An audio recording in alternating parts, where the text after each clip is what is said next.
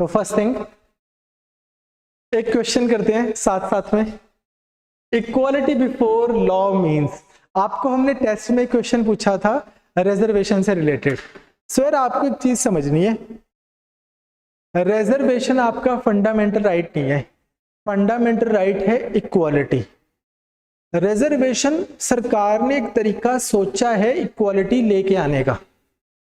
अब कल को सरकार अगर कोई उससे भी अच्छा तरीका सोच ले इक्वालिटी लेके आने का, तो रिजर्वेशन हटा देंगे कि यार ये तरीका हट गया, अब इससे भी कोई अच्छा तरीका आया है।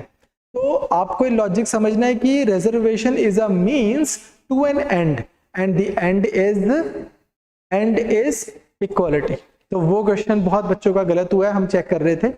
So anyways, coming back to this thing, equality before law means all individuals have same rights regardless of their actions. The state should treat everyone equally in legal matter.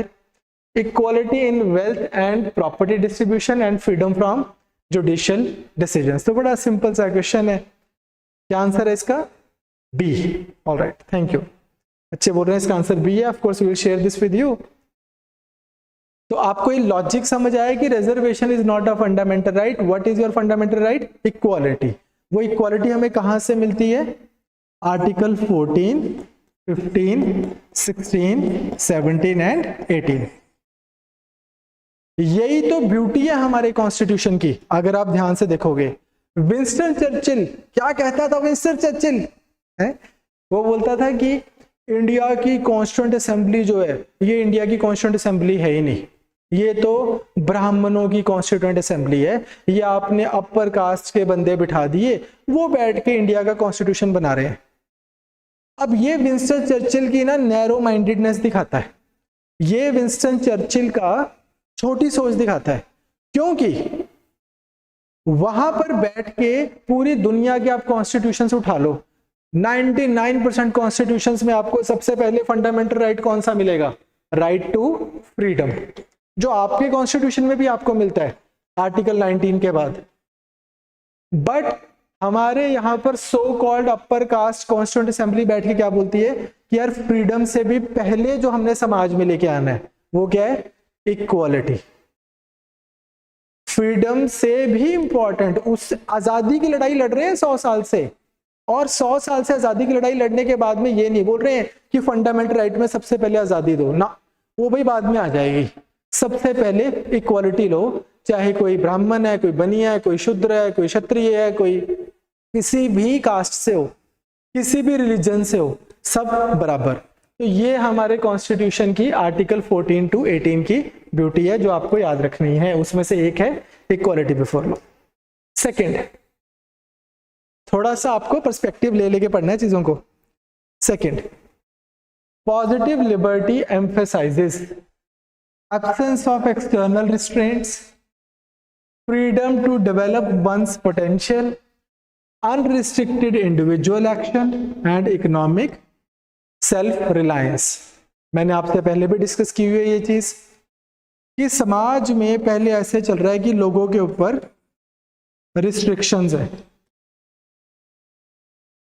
Restrictions है on the basis of their economic stature, on the basis of their caste, their race, कि यार ये master race का person है कि slave race का person है, ये ब्लैक ओरिजिन का पर्सन है, अफ्रीकन ओरिजिन का पर्सन है कि ये यूरोपियन ओरिजिन का पर्सन है।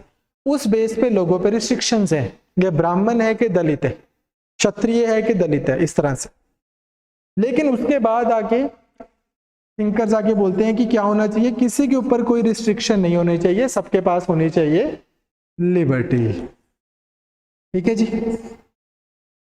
अब उसके बाद लिबर्टी का मतलब क्या बोला हमने? एब्सेंस ऑफ रिस्ट्रिक्शन, किसी के ऊपर कोई रिस्ट्रिक्शन नहीं है। अब चाहे कोई दलित चाहे तो वो डॉक्टर बन जाए, और कोई राजपूत चाहे तो वो डॉक्टर बन जाए, पढ़े और डॉक्टर बन जाए, किसी के ऊपर कोई रिस्ट्रिक्शन नहीं है।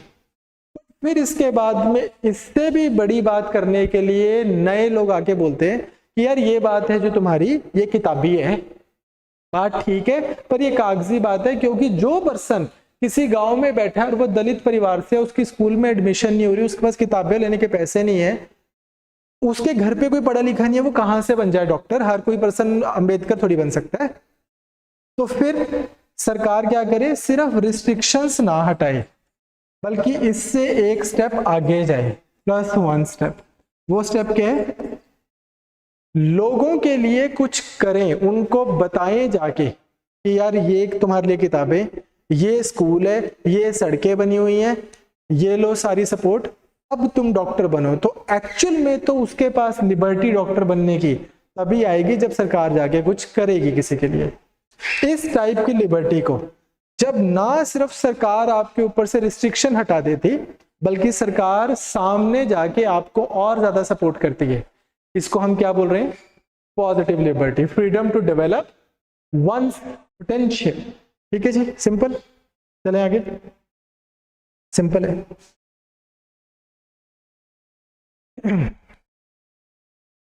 थर्ड क्वेश्चन जल्दी से देखते हैं, who coined the term secularism? Do you guys want to give me the answer? Who coined the term secularism? Thomas Jefferson, John Locke, George Jacob Holyoake और जवाहरलाल नेहरू जी। तो who coined the term secularism? The correct answer is George Jacob Holyoake. वैसे आपको एक चीज याद रखनी है, एक और थिंकर है जिसका नाम है मैकियावेली। ये जो मैकियावेली है ना, ये असली पिटबुल हैगा। ये जो मैकियावेली है, असली खतरनाक बंदा यही था जो ये बोलता होता था कि चर्च जो है ये अलग होने चाहिए और स्टेट जो है ये अलग होनी चाहिए। सरकार अपना काम करे और धर्म अपना काम करे, दोनों के बीच में वो नहीं होने चाहिए, इंटरफेरेंस नहीं होने चाहिए। और मैकियावेली की किताब है जो आपको पेपर में पूछी जा सकती है, जिसका नाम है द प्रिंस। इस बुक में ये राजा को या प्रिंस को रेकमेंड भी यही करता है कि यार तू ज्यादा रिलीजियस ना बन, बल्कि रिलीजन को यूज किया कर। लोग सेंटिमेंटल हैं, रिलीजन के नाम पर जिन्होंने कहते पूरी फीलिंग चक के रख दें, इस करके अपा की करना है, रिलीजन ਨੂੰ यूज करना है, रिलीजियस नहीं होना।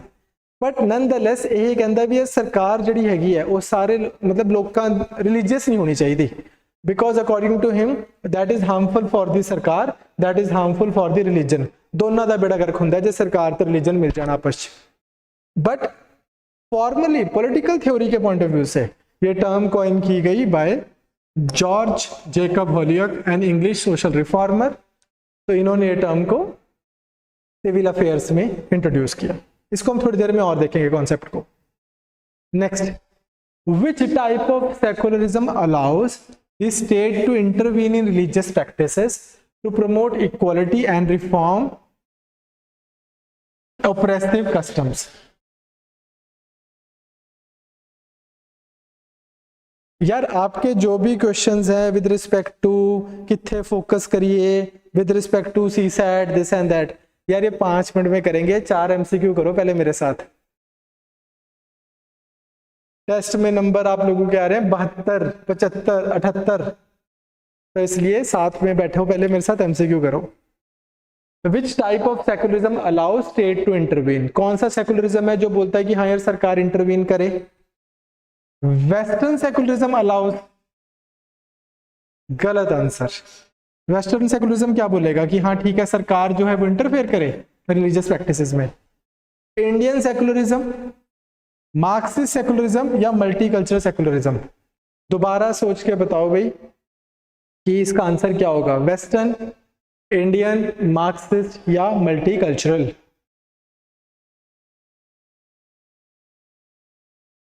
Answer is Indian secularism. Indian secularism क्या करते हैं, सरकार इंटरफेयर करती है, बोलती है भाई सुनो ध्यान से, ये जलीकट्टू का फेस्टिवल है साउथ इंडिया में मनाते हैं, सरकार उसमें इंटरफेयर करती है कि एनिमल राइट्स के लिए सही नहीं है, हमें रिफॉर्म लेके आना है, तो एक रिफॉर्म ला रही है ऑपरेसिव कस्टम में। सिमिलरली सरकार इंटरफेयर करती है, मान लो सरकार बोलती है कि ये है कोई टेम्पल, इस टेम्पल में वुमेन एंट्री अलाउड नहीं है, सरकार बोलती है कि आओ हम आके ये वुमेन एंट्री अलाउ करते हैं। सिमिलरली मान लो ट्रिपल तलाक किस रिलीजन में हो रहा है, तो ये वुमेन के लिए ऑपरेसिव वो है, प्रैक्टिस है, कस्टम है, इसको रिलीजन से लेना देना नहीं है, इसको चेंज करते हैं। और इसी तरह से सरकारें जो हैं वो ये नहीं कर रही हैं कि बोलें कि यार हम तो सेकुलर हैं इसलिए यार धर्म उस तरफ है और हमने अपना मुंह इधर घुमा लिया। सरकारें इंटरफेयर करेंगी, पर वो करेंगी किस चीज के लिए? To promote equality and reform oppressive, to bring reforms with respect to oppressive customs. तो the correct answer is Indian secularism.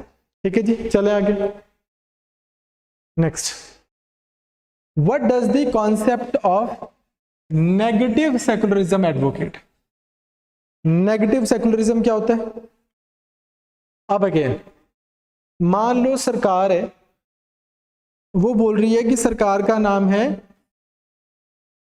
Islamic state of Iran या फिर पाकिस्तान, या फिर सरकार का नाम है वेटिकन। और इसी तरह से दुनिया में देश बने हुए हैं जिनका ऑफिशियल रिलीजन है Saudi Arabia, Islamic Republic of Saudi Arabia.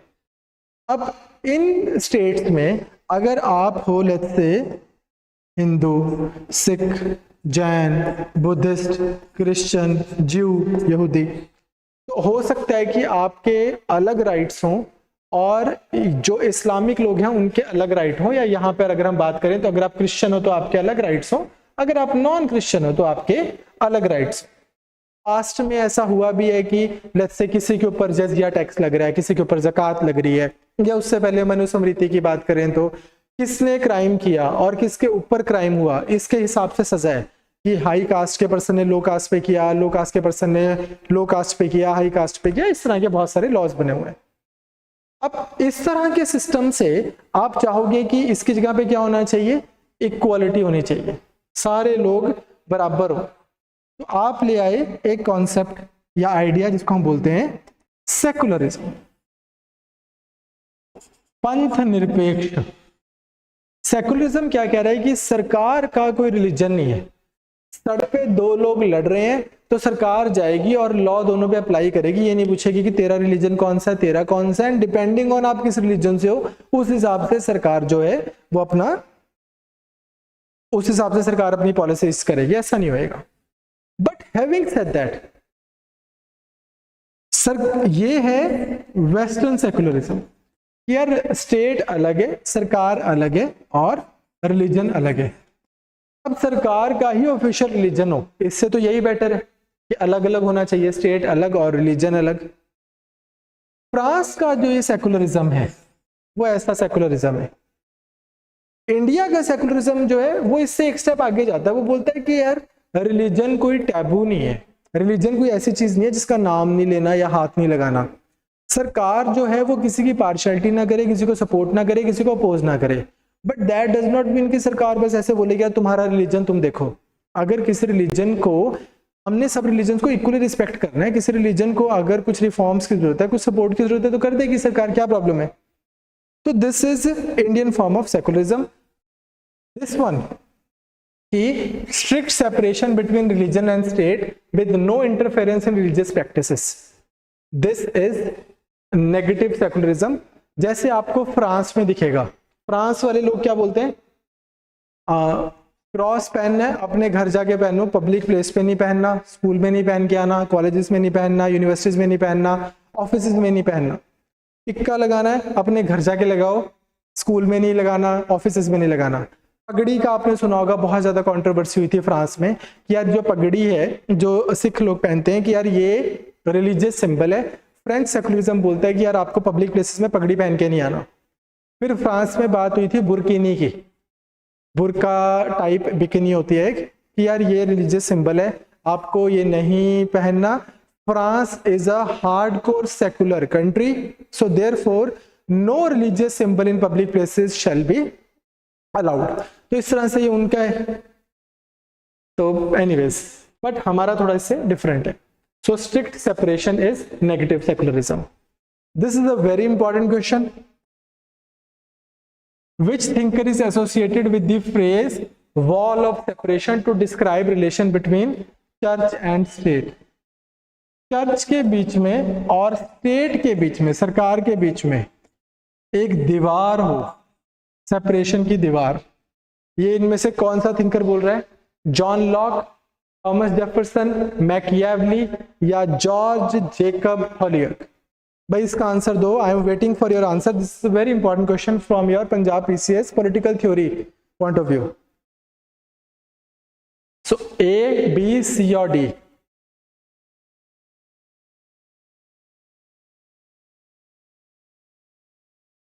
ए और सी कोई आंसर नहीं होता भाई, या ए आंसर है आपका है, सी आंसर है? सी। संजना इज सी, बब्बू सी, पक्की बात है, सी फ्रीज कर दे। चलो अब जिसने सी आंसर दिया है उसको तो कभी पेपर में नहीं भूलेगा अगर ये क्वेश्चन पेपर में आ गया तो।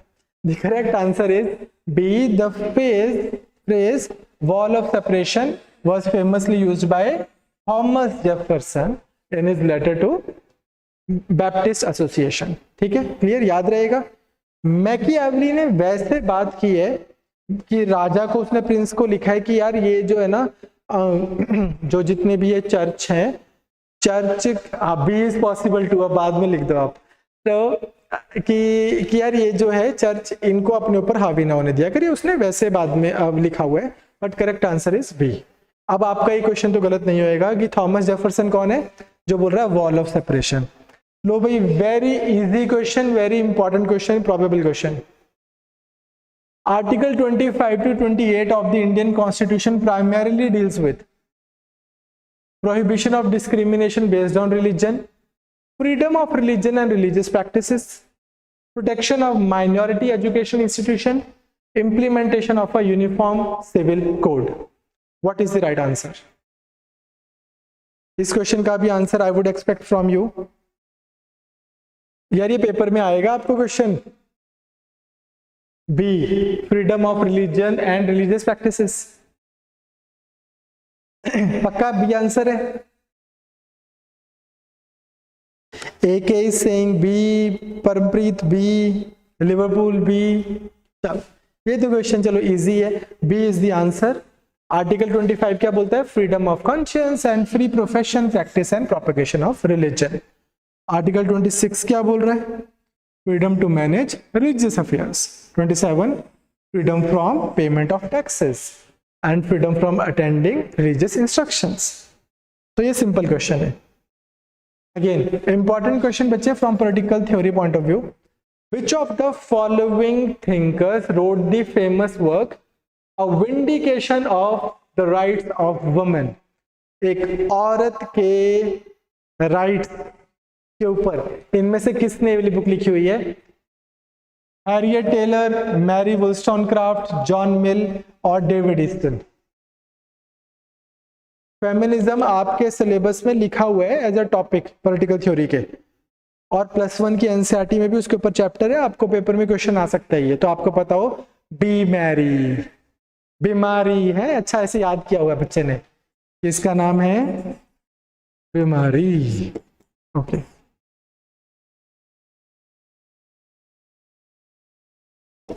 As A B option Mary Wollstonecraft, बिल्कुल ठीक है।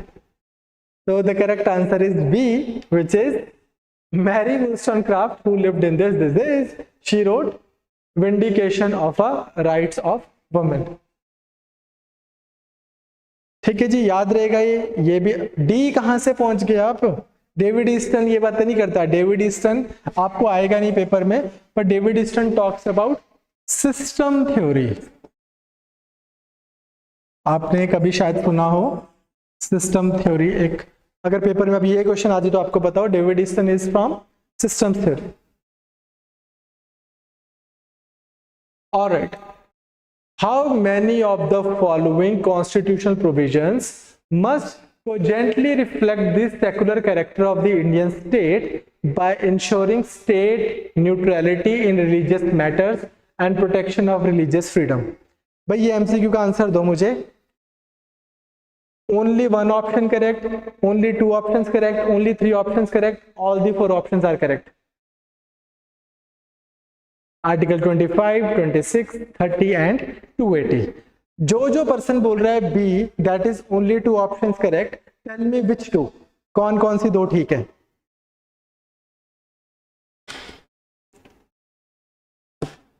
लगाओ जरा तुक्का भाई।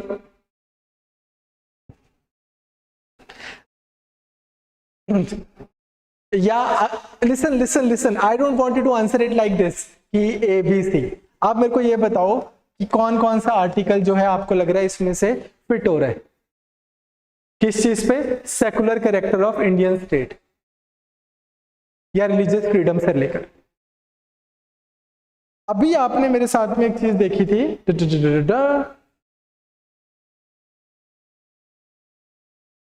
एनीवेज अभी आपने मेरे साथ देखा था 25 से 28 आपने मेरे को बताया एक है, और 29 to 30 एक और है आपके 280, हाँ जी 1 and 2, 25 and 26। अच्छा ठीक है, ऑल राइट गुड, ये ठीक है। तो article 280 does not deal with secularism, it deals with finance commission. Article 280 deals with finance commission and article 30 इन्होंने सी किस कॉन्सेप्ट में लिया हुआ है? Article 30 grants religious and linguistic minorities to establish and administer education institutions to protect minority right। 26 तो है ही और 25 तो है ही है, बिल्कुल ठीक, 25, 26 एंड 30। Next question. यार ये अगेन स्टेटमेंट आपको पेपर में आ सकती है, इंपॉर्टेंट है। The first man who having enclosed a piece of ground bethought himself of saying this is mine and found people simple enough to believe him was the real founder of civil society। कहते दुनिया में पहला बंदा, जब इंसान आदि मानव की तरह रह रहा था, दुनिया में पहला बंदा जो आया जिसने, जंगल थे ये बड़े सारे, इस जंगल में हम रह रहे हैं, और उसने आके बोल दिया कि यार ये देखो भाई, यहां से यहां, यहां से यहां, ये जो पीस ऑफ लैंड है ये वाला, ये मैंने इसको साफ कर दिया, ये मैंने लाइन लगा दी, ये पीस ऑफ लैंड मेरा है और आज से ये किसी और का नहीं है। कहते कि ये पहला बंदा है जिसने सिविल सोसाइटी की या समाज की का बेस रखा। उससे पहले इंसान कैसे रह रहा था?